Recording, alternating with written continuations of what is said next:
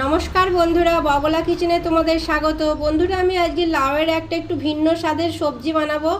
তো তার জন্য দেখো আমি লাউটাকে ডুমো ডুমো করে কেটে ধুয়ে রেখেছি। আর এরই সাথে দেখো আমি মটরের ডাল ভিজিয়ে জল ঝরিয়ে নিয়েছি। আমি মোটামুটি 1 ঘন্টা ভিজিয়ে রেখেছিলাম ডালটা, দিয়ে জল ঝরিয়ে নিয়েছি। তো এই ডালটা এখন আমি একটু মিক্সিতে কাঁচা লঙ্কা, স্বাদ মতন কাঁচা লঙ্কা আর একটুখানি ধনেপাতা দিয়ে পেস্ট করব। তো পেস্ট করার পর তোমাদের আমি দেখাচ্ছি।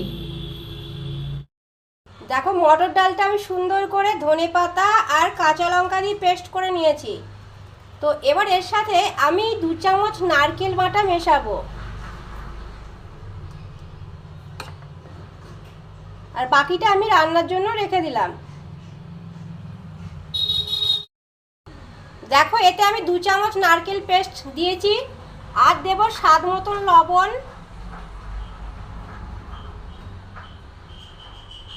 স্বাদ মতন লবণ দিয়ে দিলাম, সামান্য হলুদ দিয়ে দিলাম, আর দেব একটুখানি চিনি। এই মিশ্রণটা আমি খুব সুন্দর করে মিশিয়ে নেব।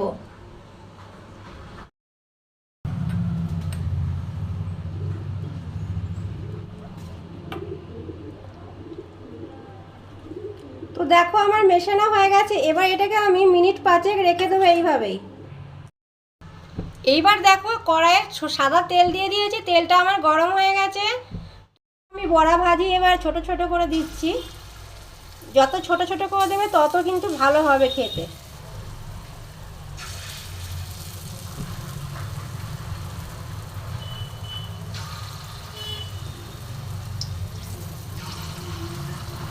তো এইভাবেই আমি সমস্ত বড়া ভেজে নেব।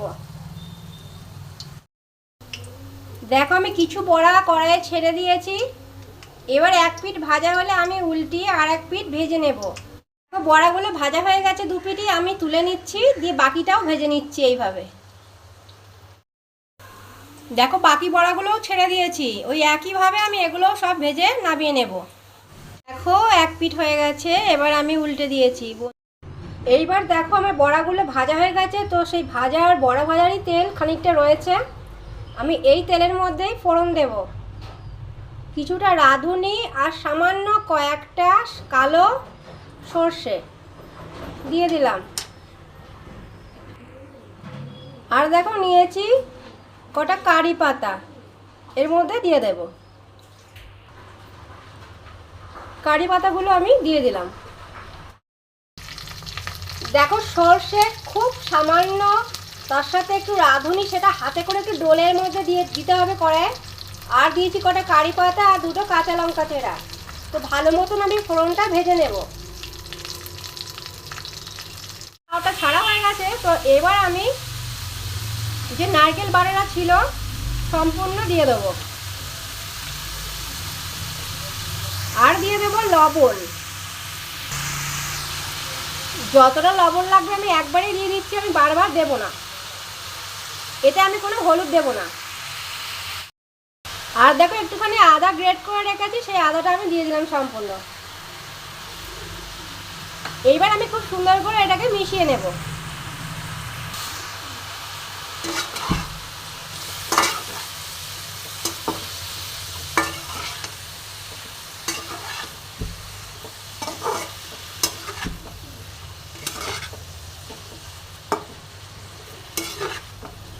একটু ভালো করে কষে নেব, দিয়ে আমি ঢেকে দেব।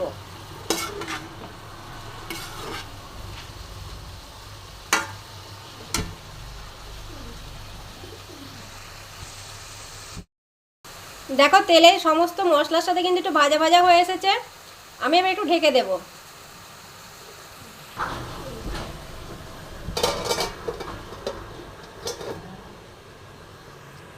মিনিট 5 ঢাকা থাকবে। বন্ধুরা দেখো খুব সুন্দর কষা হয়ে গেছে।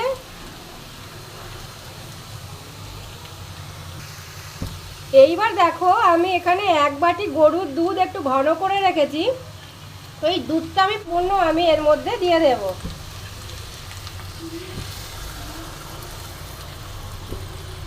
তো এই দুধেই কিন্তু আমার সম্পূর্ণ রান্নাটা হবে। আমি যখন এই লাউটা মশলার সাথে কষাচ্ছিলাম তখন কিন্তু আমি ফ্লেমটা হাই করে দিয়েছিলাম। এইবার আমি গরুর দুধটা দেওয়ার পর ফ্লেমটা কিন্তু আমি লো করে দিয়েছি। এইবার এইভাবেই কিন্তু লাউটা সম্পূর্ণ সেদ্ধ হবে।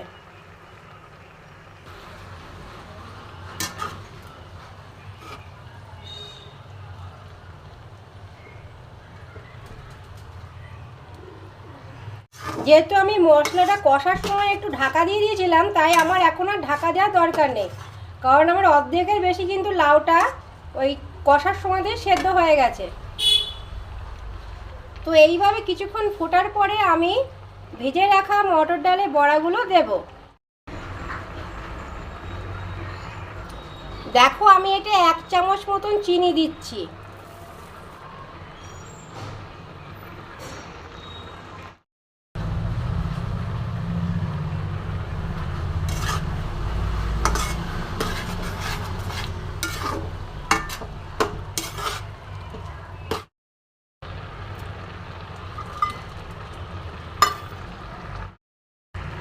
এইবার দেখো মটর ডালের বড়াগুলো আমি এতে দিয়েছি, এবার সেটাও আবার একটু মিশিয়ে দেব। একটু ঝোল ঝোল রাখবো, সেই জন্য আমি বেশিক্ষণ আর ফোটাবো না।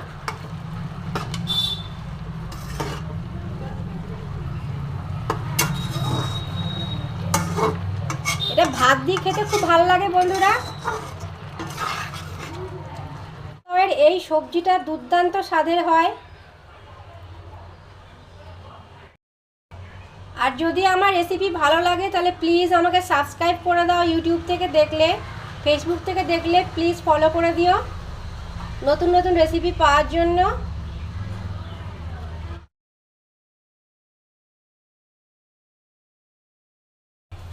তো বন্ধুরা, তোমাদের এই দুধ লাউয়ের সবজিটা কেমন লেগেছে আমাকে অবশ্যই কমেন্ট করে জানাবে।